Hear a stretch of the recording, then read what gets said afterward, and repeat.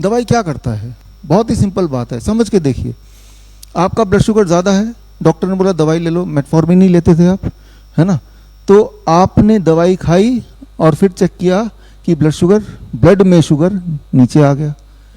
तो दवाई ब्लड के शुगर को निकाल के ब्लड से यानी कि खून से मैजिकली कहाँ गायब कर देता होगा? सोचा? ब्लड में शुगर ज़्यादा था, दवाई खाई, दवाई ने ब्लड से शुगर निकाला और कहाँ गायब कर दिया? बॉडी से बाहर, मुंह से गायब किया, पेशाब से गायब किया। कैसे कम हो गया वो? क्योंकि शुगर तो एक फिजिकल चीज़ है ना।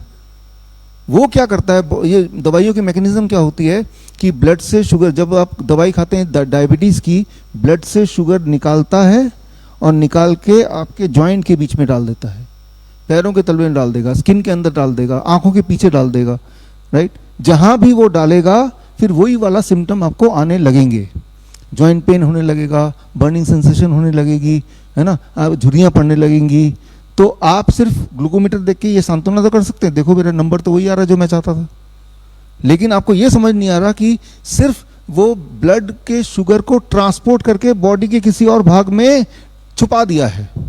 जैसे हमारे शहर में होता है ना, दिल्ली में, कि कचरा आपके जगह से इकट्ठा करके दिल्ली के कोने से उठा के एक कोने में और डंप कर देते हैं। ओवरऑल पूरे दिल्ली में कचरा उतना ही है।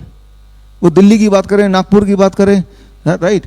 तो वो सिर्फ उसका रिप्लेसमेंट ऑफ द वेस्टेज है, उसको हवा नहीं कर दिया, हो नहीं सकता। शहर के ही अंदर है वो, पोल्यूशन उतना ही है, सिर्फ आपके आसपास से हटा दिया। जैसे अब अभी यहाँ आए, आने से पहले सफाई हुई, आ रहे हैं आप लोग, लेकिन कोई जल्दीबाजी में था, जो कूड़ा करकट हुआ लेके कुर्सी के नीचे छुपा दिया। क्या दिख रहा है? एक पल तो नहीं दिखाई देगा, लेकिन कुछ देर बाद आपको अनकंफर्टेबल लगेगा, स्मेल आएगी, अनईजीनेस आएगा, पोल्यूशन लगेगा, कि सिर्फ दिखाई तो दे रहा है कि ये क्लीन है, बट इन रियलिटी पोल्यूशन इसी कमरे के अंदर ही रख दिया। तो मैं ये बोलना चाह रहा हूँ, आपका जो कमरा है, पूरी बॉडी है, दवाई शुगर को सिर्फ रिप्लेस करती है, उसको ट्रांसपोर्ट करती है, ब्लड से तो निकाल देगी लेकिन बॉडी के कहीं तो रखेगी। अगर वो ब्रेन में छुपाने लगी, जैसे कुछ केस में होता है, तो पार्किंसन हो जाएगा, डिमेंशिया हो जाएगा, एल्जाइमर हो जाएगा। इसलिए पार्किंसन, डिमेंशिया, एल्जाइमर का कॉमन नाम है डायबिटीज टाइप 3। तो ये भी डायबिटीज ही है, लेकिन उसके सिम्टम क्या है?